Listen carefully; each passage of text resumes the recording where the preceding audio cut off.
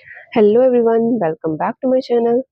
आज स्टार्ट करेंगे हम पार्ट 13 ऑफ इंडियन कॉन्स्टिट्यूशन से, जो कवर करता है आर्टिकल्स 301 से लेके 307 तक। ये बेसिकली डील करता है ट्रेड, कॉमर्स एंड इंटरकोर्स से। तो इसका आर्टिकल 301 बताता है freedom of trade, commerce and intercourse. अब ये जो तीनों टर्म्स हैं, इनका मीनिंग आपको पता होना चाहिए। Trade, commerce and intercourse basically क्या है कि गुड्स एंड सर्विसेज जो भी है इंडिया की टेरिटरी के अंदर जिनका फ्लो हो रहा है, वो किस तरीके से होगा। तो फर्स्ट आर्टिकल यही कहता है कि इंडिया की टेरिटरी के अंदर गुड्स एंड सर्विसेज का जो फ्लो है उसकी फ्रीडम रहेगी, चाहे वो इंटरस्टेट हो या फिर वो इंट्रास्टेट हो। इंटरस्टेट होगा कि दो डिफरेंट स्टेट्स के बीच में, इंट्रास्टेट मीनिंग कि एक सिंगल स्टेट के विद इन जैसे डिस्ट्रिक्ट से अलग अलग उन एरियाज में किस तरीके से फ्लो होगा, तो उसकी फ्रीडम रहती है हर एक जो भी बिजनेसमैन होगा उसे। अगर कोई रिस्ट्रिक्शन लगानी है for in the flow of trade, commerce और इंटरकोर्स, तो वो रिस्ट्रिक्शन जो है वो इम्पोज कर सकती है ओनली पार्लियामेंट, संसद, by its law. Next is article 302। ये बताता है parliament power to impose restrictions.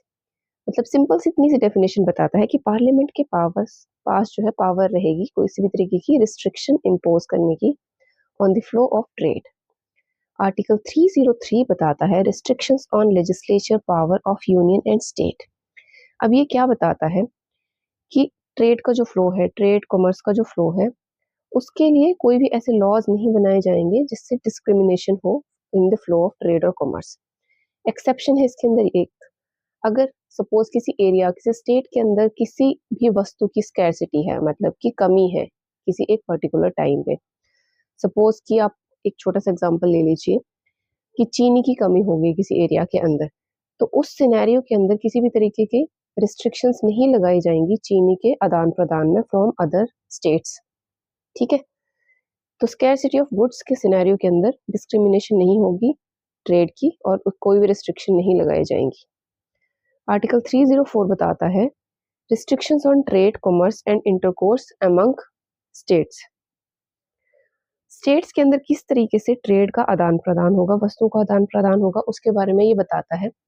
तो फर्स्ट पॉइंट इसका कहता है कि जो स्टेट्स हैं वो इम्पोज कर सकते हैं टैक्स ऑन इम्पोर्टेड गुड्स, यानी कि वो किसी तरीके की गुड्स अगर इम्पोर्ट कर रहे हैं किसी अदर स्टेट से, अंदर लेकर आ रहे हैं अपने एरिया में, तो वो उसको इसके ऊपर टैक्स लगा सकते हैं। आप देखते होंगे कभी कभी टैक्स लगते हैं अगर एक स्टेट से दूसरे स्टेट में किसी तरीके की वस्तुएं जो है उनका ट्रांसफर हो रहा है उनके ऊपर, ये टैक्स लगेंगे अगर अदर स्टेट्स के लिए as well as union territory से भी अगर इम्पोर्ट हो रही है गुड्स उनके ऊपर भी।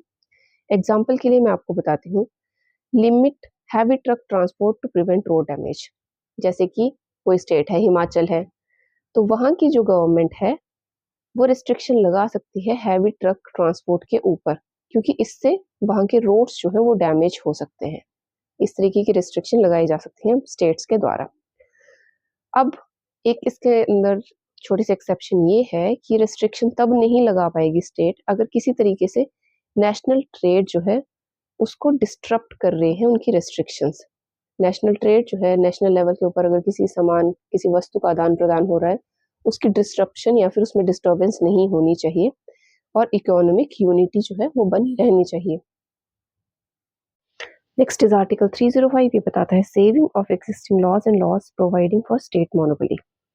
सिंपल सा ये आर्टिकल बस इतना सा बताता है कि जो 301, 303 में हमने पढ़ा freedom of trade, commerce, intercourse, 303 में हमने पढ़ा restrictions on legislative power of union and state, वो किसी भी तरीके से कोई एग्जिस्टिंग लॉ जो पार्लियामेंट ने बनाया है उसके प्रोविजंस जो होंगे उन्हें इम्पैक्ट नहीं करे, उन्हें अफेक्ट नहीं करे।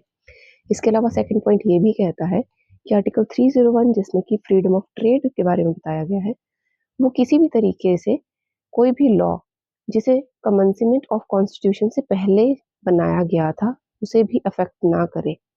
ओके, ये ऐड किया गया था बाय फोर्थ अमेंडमेंट 1955। आर्टिकल 306 को ओमिट कर दिया गया था, रिपील कर दिया गया था सेवंथ अमेंडमेंट एक्ट ऑफ 1956 के दौरान। Article 301, 307 is last. ये बताता है appointment of authority for carrying out the purposes of article 301 to 304। अब इसमें हमने क्या पढ़ा, रिस्ट्रिक्शंस के बारे में, फ्रीडम ऑफ ट्रेड के बारे में। तो इन सभी के लिए जो लॉज बनेंगे या फिर रिस्ट्रिक्शंस बनेगी उसकी एक सिंगल अथॉरिटी रहती है और वो किसके पास रहती है, पार्लियामेंट के पास, संसद के पास, इसके अलावा किसी और के पास नहीं रहती रिस्ट्रिक्शन या फिर लॉ बनाने की power for trade, commerce and intercourse. तो ये थे हमारे पास पार्ट 13 के 7 आर्टिकल्स। आई होप आपको समझ आए होंगे बहुत छोटे से ट्रेड के बारे में। अगर आपको समझ आए हैं तो चैनल को सब्सक्राइब करें और उसे भी सब्सक्राइब कराएं और बेल आइकन को दबाना बिल्कुल ना भूलें। Thank you for watching. Next videos के लिए बने रहे चैनल के ऊपर। जय हिंद।